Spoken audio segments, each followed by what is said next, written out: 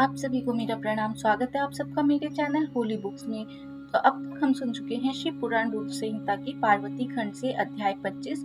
अब हम सुनेंगे अध्याय 26। तो चलिए शुरू करते हैं। इस अध्याय में हम सुनेंगे भगवान शंकर का जटिल तपस्वी ब्राह्मण के रूप में पार्वती के आश्रम पर जाना, उनसे सत्कृत हो उनकी तपस्या का कारण पूछना तथा पार्वती जी का अपनी सखी विजया से सब कुछ कहलाना। ब्रह्मा जी कहते हैं, नारद, उन सप्तऋषियों के अपने लोक में चले जाने पर सुंदर लीला करने वाले साक्षात भगवान शंकर ने देवी के तप की परीक्षा लेने का विचार किया। वे मन ही मन पार्वती से बहुत संतुष्ट थे। परीक्षा के ही बहाने पार्वती जी को देखने के लिए जटाधारी तपस्वी का रूप धारण करके भगवान शंभु उनके वन में गए। अपने तेज से प्रकाशमान अत्यंत बूढ़े ब्राह्मण का रूप धारण करके प्रसन्नचित्त हो वे दंड और छत्र लिए वहां से प्रस्थित हुए। आश्रम में पहुंचकर उन्होंने देखा देवी शिवा सखियों से घिरी हुई वेदी पर बैठी हैं और चंद्रमा की विशुद्ध कला सी प्रतीत होती हैं। ब्रह्मचारी का रूप धारण किए भक्त वत्सल शंभु पार्वती देवी को देखकर प्रीति पूर्वक उनके पास गए। उन अद्भुत महा तेजस्वी ब्राह्मण देवता को आया देख उस समय देवी शिवा ने समस्त पूजन सामग्रियों द्वारा उनकी पूजा की। जब उनका भली भांति सत्कार हो गया, सामग्रियों द्वारा उनकी पूजा संपन्न कर ली गई, तब पार्वती ने बड़ी प्रसन्नता और प्रेम के साथ उन ब्राह्मण देव से आदर पूर्वक कुशल समाचार पूछा। पार्वती बोली, ब्रह्मचारी का स्वरूप धारण करके आए हुए आप कौन हैं और कहाँ से पधारे हैं? वेद वेत्ताओं में श्रेष्ठ विप्रवर, आप अपने तेज से इस वन को प्रकाशित कर रहे हैं।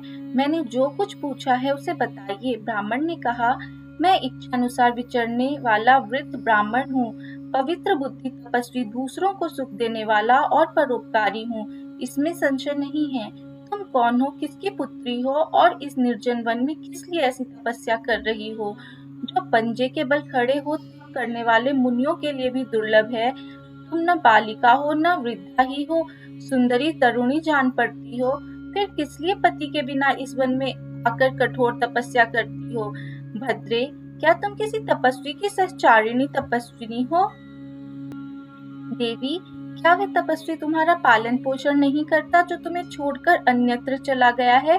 बोलो, तुम किसके कुल में उत्पन्न हुई हो? तुम्हारे पिता कौन है और तुम्हारा नाम क्या है?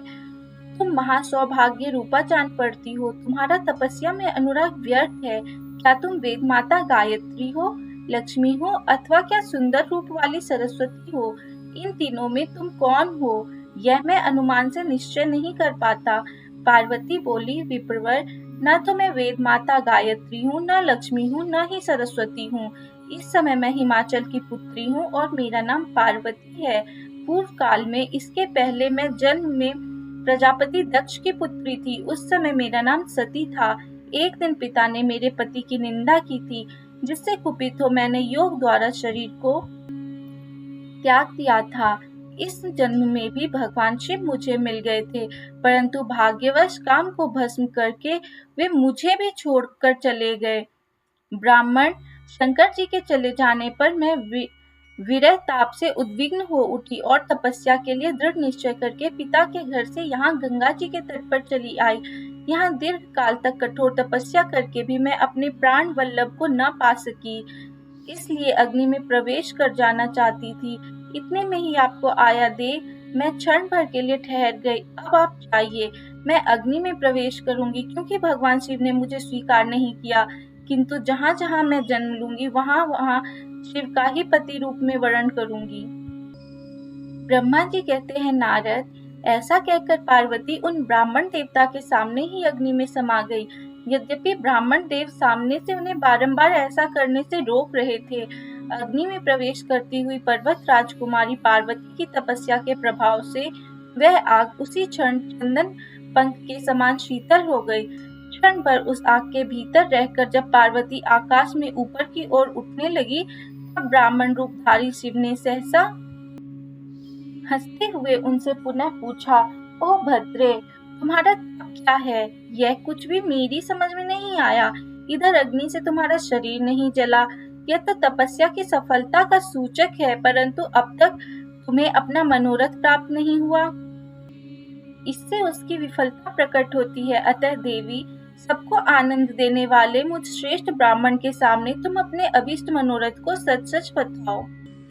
ब्रह्मा जी कहते हैं, नारद, ब्राह्मण के इस प्रकार पूछने पर उत्तम व्रत का पालन करने वाली अंबिका ने अपनी सखी को उत्तर देने के लिए प्रेरित किया।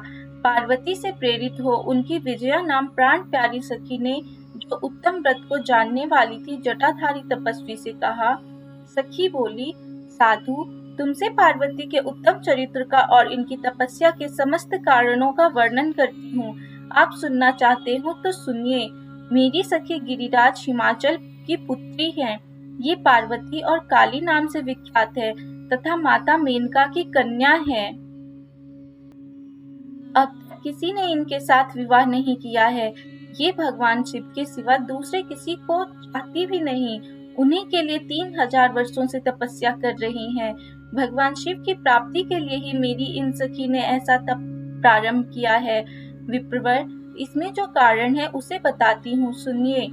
ये पर्वत राजकुमारी ब्रह्मा, विष्णु तथा इंद्र आदि देवताओं को भी छोड़कर केवल पिनाक पाणी भगवान शंकर को ही पति रूप में प्राप्त करना चाहती हैं और नारद जी के आदेश से यह कठोर तपस्या कर रही हैं।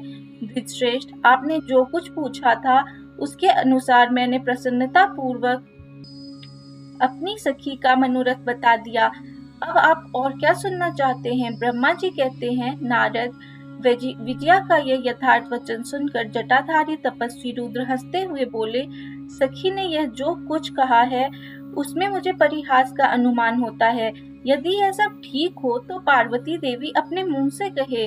जटिल ब्राह्मण के इस प्रकार कहने पर पार्वती देवी अपने मुंह से ही यूं कहने लगी। पार्वती देवी ने क्या कहा, ये जानने के लिए सुनिए अध्याय 26। जल्दी ही मैं आपसे मिलूंगी अध्याय 26 के साथ। तब तक आप सबको मेरा प्रणाम। ओम नमः शिवाय।